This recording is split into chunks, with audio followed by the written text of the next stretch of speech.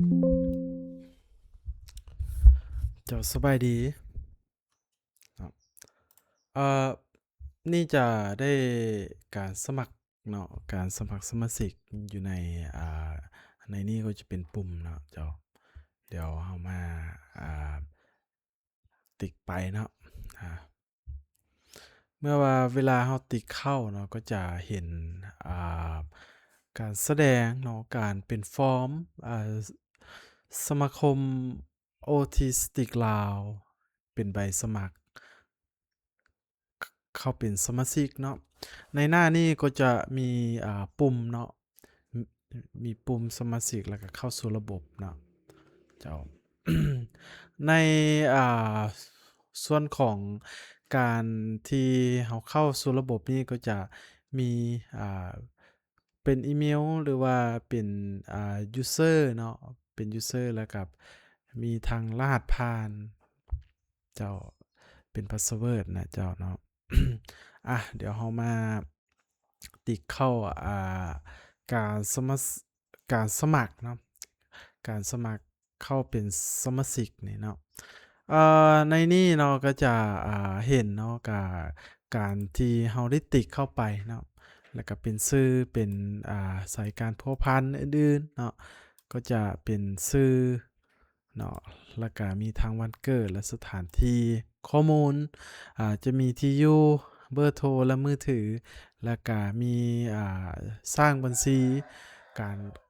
การที่เราได้เข้าสู่ระบบเนาะแล้วก็คอนเฟิร์มอีกเทื่อหนึ่งก็คือยืนยันรหัสเดิมหั้นแหละเนาะ แล้วนี่ต่อมาก็จะเป็นการบ่งมติเนาะ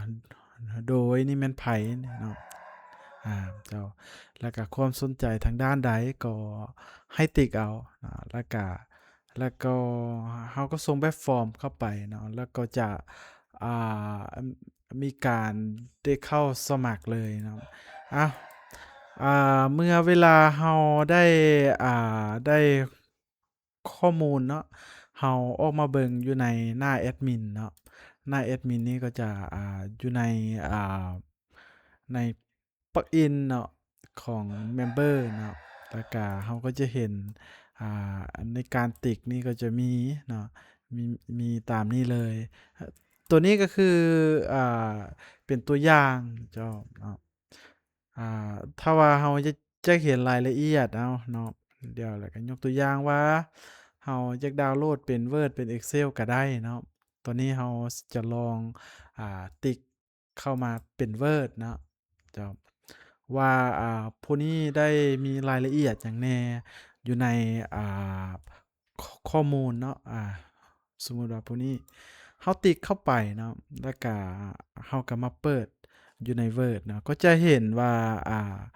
ก็จะเป็นที่เป็นติ๊กใส่เนาะว่าครอบครัวนามสกุลต่างๆในสายสัมพันธ์ตามนี้เลยเนาะเจ้าเนาะนี่สายสัมพันธ์เจ้านี่เจ้าโดยทีมแพทย์เนาะแล้วก็มื้อลงลายเซ็นก็มื้อนี้เลยเนาะวันที่20เจ้า อ่าแล้วต่อมาเนาะเราอยากเบิ่งรายละเอียดเติมอีกเบิ่งรายละเอียดเติมอยู่นี่นะติ๊กเข้าไปที่รายละเอียดเนาะเราก็จะเห็นอ่าการแสดงเนาะการอาณาสการแสดงที่เป็นรูปเลยนะครับเป็นฟอร์มที่ได้อ่าอันนี้เนาะแล้วก็มีลายเซ็นเข้าเราก็เราสามารถพิมพ์ออกมาได้เจ้าเนาะเราก็สามารถพิมพ์ออกมาได้เลยเนาะนี่นะครับเจ้าเราก็พิมพ์ออกมาเลยนะครับเจ้าแล้วทีนี้เนาะเรามาลองแล้วก็เข้าสู่ระบบเนาะในส่วนของฟังผู้ที่เป็นสมาชิกเนาะเมื่อเวลาเรากดไปสมัครแล้วนะครับแล้วก็ตอนนี้เราอยากเข้าเบิ่งอยู่ในสมาชิกและตอนนี้ยกตัวอย่างว่าตอนนี้นะข้าพเจ้าได้อ่าได้ได้มีการสมัครเนาะอันนี้จะเป็นแล้วตัวอย่างเป็นอีเมลตัวอย่างที่ทางเราได้มีการสมัครไปแล้วเนาะก็คือ ตัวอีเมลนี้เนาะเมลในอ่าในนี้เนาะแป๊บเดียวเนาะนี่เนาะก็จะเป็นตัวนี้เนาะแล้วนี่เราก็มาเข้าระบบเบิ่งเนาะอ่าลองมาตีเข้าเบิ่งแล้วเราก็กดแล้วเข้าสู่ระบบไปเนาะเมื่อเวลาเราติ๊กเข้าแล้วเนาะตอนนี้รอก่อนเนาะ เจ้า เมื่อเวลาเราอ่าได้ติดเข้าแล้วเนาะก็จะเห็นเนาะตัวนี้จะเป็นฟอร์มของข้อยเนาะกันว่า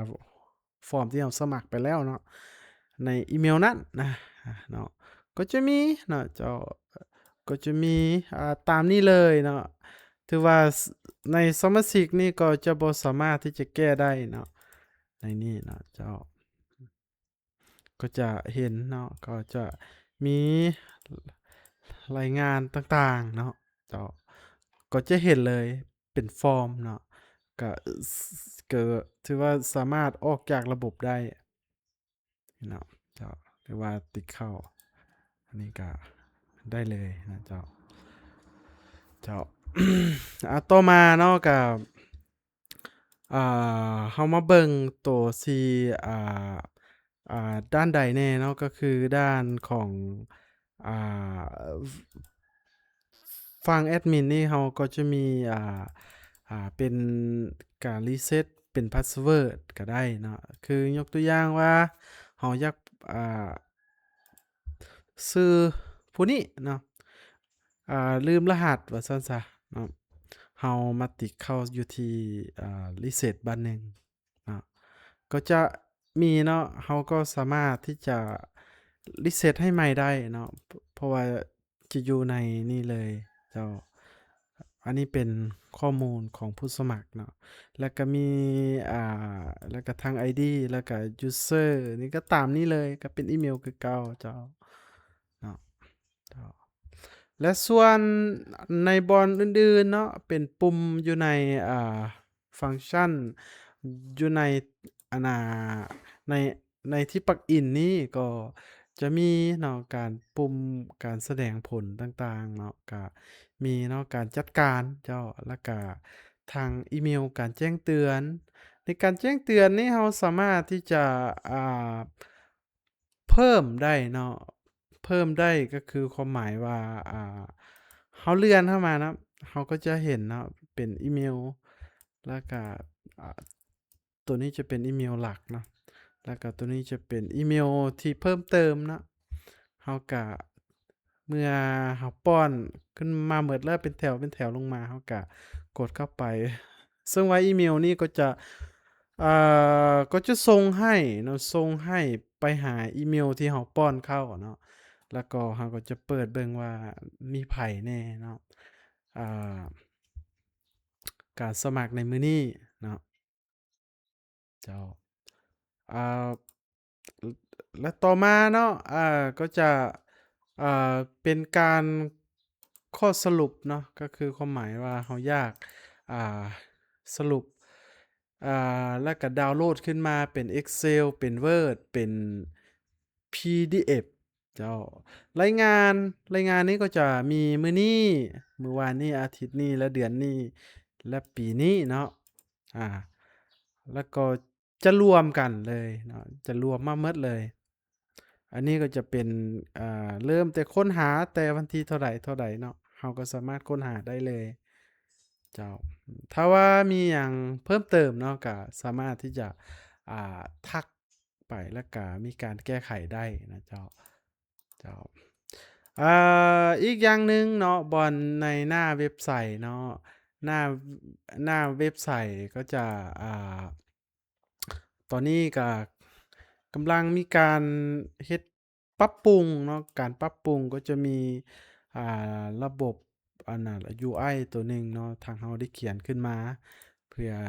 ในการตกแต่งเนาะแต่ว่าตอนนี้ก็อ่ยังเบิ่งเกี่ยวกับข้อมูลที่ว่าจะลงไปเนาะเจ้าก็คือในส่วนหน้าต่างๆอะเจ้า แต่ว่าในส่วนของการสมัครสมาชิกนี่แม่นอ่าถือว่าได้สำเร็จแล้วถ้าว่าเพิ่มเติมเนาะก็อ่าทรงมีการเพิ่มเติมอยากให้มีการแล้วก็เพิ่มเติมหยังแด่เนาะเจ้าขอบใจ